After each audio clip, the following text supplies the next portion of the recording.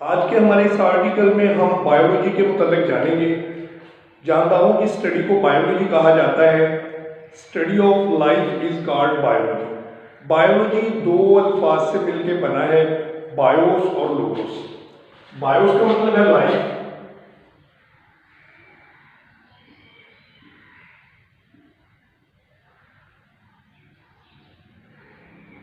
और लोगोस का मतलब है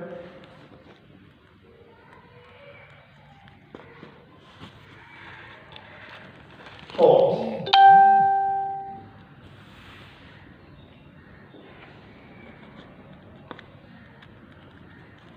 तो study of life is called biology.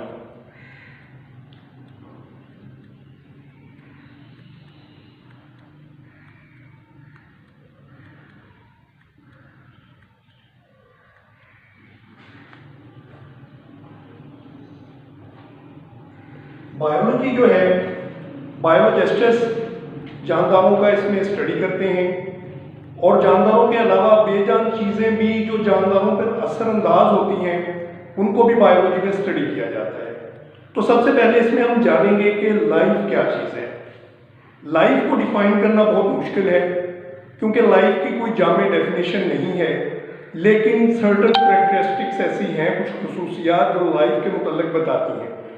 जानदारों को बेजान चीज़ों से अलग करने के लिए ये खसूसियात जो हैं ये जानदारों में पाई जाती हैं। इन खसूसियात की बिना पे हम जानदारों को बेजान अशिया से अलग करते हैं। ये खसूसियात मंदरज झैल हैं। पहले नंबर पे जानदारों की जो खसूसियत है वो है ऑर्गेनाइजेशन। लिविंग ऑर्गेनिज्म जो होते हैं वो हाईली ऑर्गेनाइज्ड होते हैं।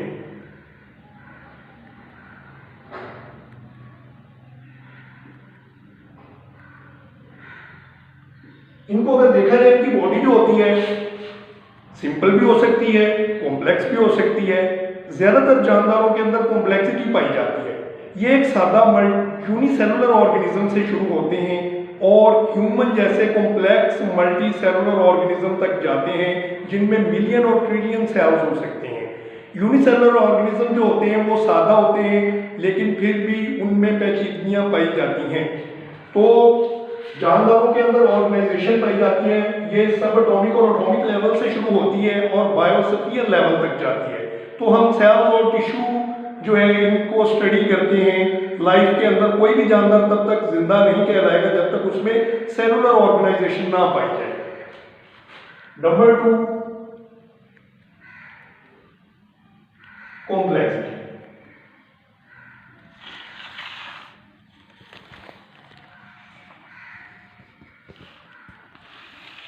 तो अगर जानवरों को देखा जाए, इन केस ऑफ बैक्टीरिया वो सिंपल है, लेकिन यूकैरियोटिक सेल को अगर देखा जाए तो यूकैरियोटिक सेल जो होते हैं वो बहुत पेचीदा होते हैं।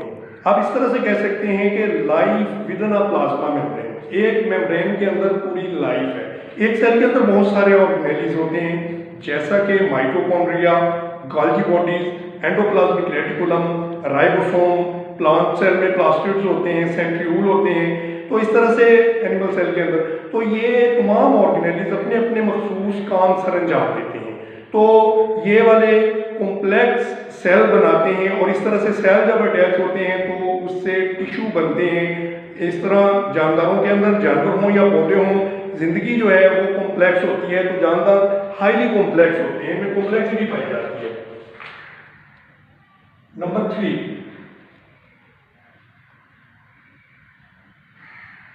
body is composed of one or more cells.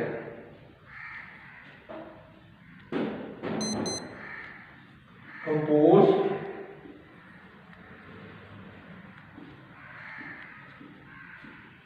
one or more cells. इनकी बॉडी जो होती है वो या तो एक सेल पे मुश्तमिल होती है या बहुत ज्यादा सेल रखती है। In case of bacteria cell जो होते हैं वो सिर्फ एक सिंगल सेल जो है वो पूरा जानदार बनाता है, लेकिन अगर हायर एनिमल्स में देखा जाए तो बहुत सारे सेल्स वो मिलियंस, बिलियंस, ट्रिलियंस में हो सकते हैं, वो जानदारों की बॉडीज बनाएंगे। तो इस तरह से जानदार या तो यूनिसेलुलर होते हैं या मल्टी सेलुलर हो सकते हैं। नंबर 4, इनमें जेनेटिक प्रोग्रामिंग पाई जाती है।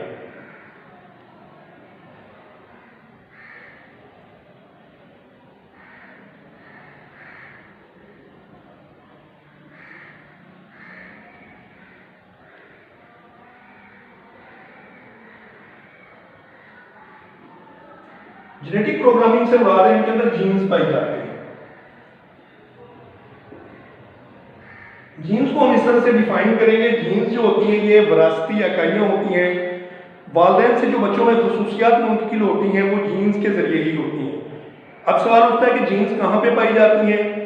जीन सेल के अंदर जो न्यूक्लियस होता है उसमें पाए जाने वाले क्रोमोसोम्स में मौजूद होती हैं, और ये खसूसियात जानदार की जो होती हैं वो इन जीन्स के जरिए से ही ज़ाहिर होती हैं।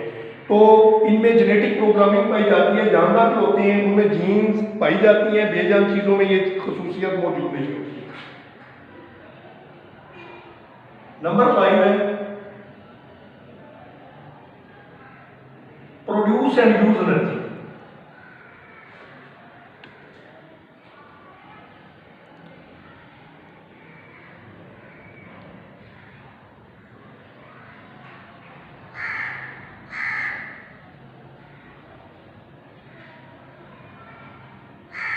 ऑटोट्रॉफ प्लांट्स को कहा जाता है। पौधे जो हैं वो अपनी खुराक को खुद तैयार कर सकते हैं क्योंकि इनमें क्लोरोफिल पाया जाता है, तो ये अपनी खुराक को खुद सिंथेसाइज करते हैं। लेकिन हेटरोट्रॉफ वो जानदार होते हैं जो अपनी खुराक को खुद तैयार नहीं कर सकते। वो अपनी खुराक दूसरे जानवरों से हासिल करते हैं, दूसरों पर डिपेंड करते हैं खुराक के लिए, इसलिए इनको हेटरोट्रॉफ कहा जाता है। अब तमाम जानदार जो हैं उनको अपनी लाइफ एक्टिविटीज़ को परफॉर्म करने के लिए एनर्जी की ज़रूरत होती है, जो कि एटीपी की सूरत में मुहैया की जाती है। सेल के अंदर एटीपी फ्री एनर्जी करेंसी होती है। जब ये टूटती है तो फॉस्फेट जो होता है वो एनर्जी खारिज करता है। ये बॉन्ड टूटने से काफ़ी एनर्जी मिलती है जो कि सेलुलर एक्टिविटीज़ के लिए ज़रूरी होती है। तो जानदारों के अंदर एनर्जी की प्रोडक्शन भी होती है और जानदार जो है वो एनर्जी को यूज़ भी करते हैं अपनी केमिकल एक्टिविटीज़ के लिए। तो इस तरह से इनकी बॉडी के अंदर एनर्जी की बहुत ज़्यादा अहमियत है। इसके बाद इनके अंदर नंबर 6 केमिकल रिएक्शंस पाए जाते हैं।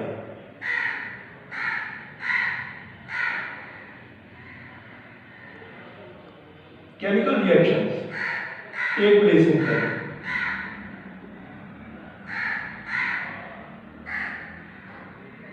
मिसाल के तौर पे मेटाबॉलिज्म। अब हम जानेंगे कि मेटाबॉलिज्म क्या है। All the reactions taking place in the cell collectively called metabolism। Cell के अंदर जितने भी केमिकल रिएक्शन होते हैं मजमूई तौर पे इनको मेटाबॉलिज्म कहा जाता है।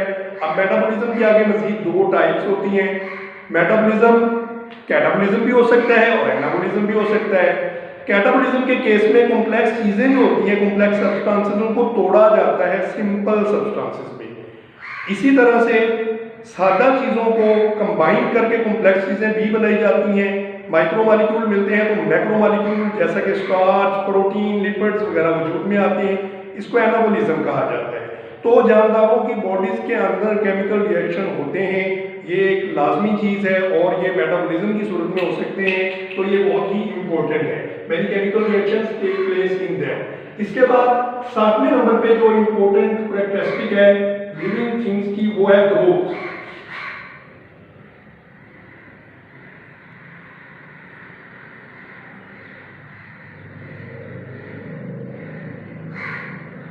इनके अंदर ग्रोथ पाई जाती है। हम जानते हैं कि कोई भी चीज़ जिसमें ज़िंदगी मौजूद है वो ग्रो करती है, लेकिन ग्रोथ का प्रोसेस जो होता है ये भी लिमिटेड होता है। मिसाल के तौर पे एक छोटा बच्चा है, उसमें सेल डिवीजन के ज़रिए से सेल तकसीम होते हैं और वो बड़ा हो जाता है, लेकिन एक ख़ास लिमिट पे जाने के बाद उसकी हाइट जो होती है वो बढ़ना रुक जाती है। लेकिन ग्रोथ का प्रोसेस रेगुलर है, ये कभी भी नहीं रुकता। जैसा कि ग्रोथ जो है जब हाइट बढ़ना खत्म हो जाती है उसके बाद बाल और नाखून ऐसी चीज़ है जो हमेशा बढ़ते रहते हैं। तो ग्रोथ का प्रोसेस रेगुलर है, ये कभी भी नहीं रुकता, ये लगातार जारी रहता है। तो जानवरों की एक खसूसियत ग्रोथ भी है।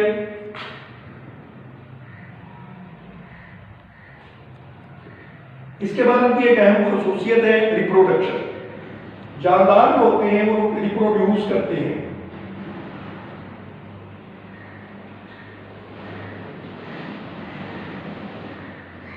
कोई भी बेजान चीज़ जो है वो बच्चे पैदा नहीं करती, वो रिप्रोड्यूस नहीं कर सकती। तो जानदारों की एक अहम करैक्टर है कि जानदार अशिया जो होती हैं वो रिप्रोड्यूस करती हैं, उनमें रिप्रोडक्शन होती है और औलाद पैदा करने का ये जो अमल होता है ये उनमें पाया जाता है। ये एक अहम प्रॉपर्टी है। इसके बाद नंबर 9,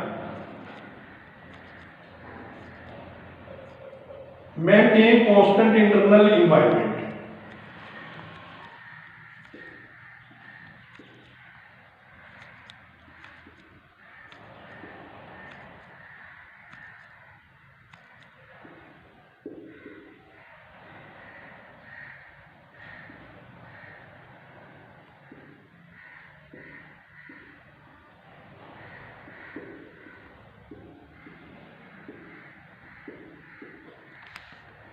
जानदार अपना अंदरूनी इन्वायरमेंट जो होता है उसको मेंटेन रखते हैं। बाहर का इन्वायरमेंट जो होता है वो तब्दील होता रहता है, कभी बहुत ज़्यादा गर्मी होती है, बहुत ज़्यादा सर्दी होती है, लेकिन जानदारों की एक खसूसियत है कि वो अपना अंदरूनी टेम्परेचर जो होता है उसको मुश्किल रखते हैं। जैसा कि हमारी बॉडी का टेम्परेचर जो है वो तकरीबन 37 डिग्री सेंटीग्रेड है, इसको हमेशा नॉर्मल रखा जाता है। बहुत सर्दी के दिनों में भी ये नॉर्मल होता है, बहुत गर्मी के दिनों में भी जानदारों के अंदर अडेप्टेशंस मौजूद होती हैं जो इनको इस काबिल बनाती हैं कि वो बॉडी का जो अंदरूनी टेम्परेचर है उसको टॉलरेबल रेंज तक रखें। जैसा कि एवेपोरेशन, गर्मियों में पसीने का खारिज होना जो हमारी बॉडी को कूल करता है, इसी तरह से सर्दियों में शिवरिंग थर्मोजेनेसिस, जिसमें मसल्स की कपकपाहट के जरिए से बॉडी के अंदर हीट प्रोड्यूस होती है जो बॉडी को हीट अप करने के लिए और बॉडी का अंदरूनी टेम्परेचर को स्टेबल रखने के लिए होती है। तो इस तरह से हमारी बॉडी के अंदर खसूसियात ये पाई जाती हैं। तो जानदार अशिया में ही ये सिर्फ खसूसियात होती हैं कि वो अपने इंटरनल इन्वायरमेंट को मेंटेन रखती हैं, जबकि बेजान अशिया जो हैं वो अपने टेम्परेचर को कांस्टेंट नहीं रख सकती। नंबर 10 है शो रिस्पॉन्स।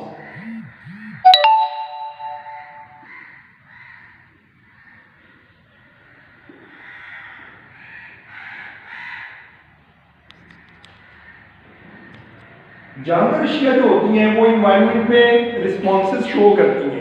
जैसा कि पहले बात हो चुकी है कि हमें जब बहुत ज़्यादा गर्मी लगती है तो हमारी बॉडी जो है वो पसीना खारिज करना शुरू कर देती है जो कि हमारी बॉडी को कूल करने के लिए होता है।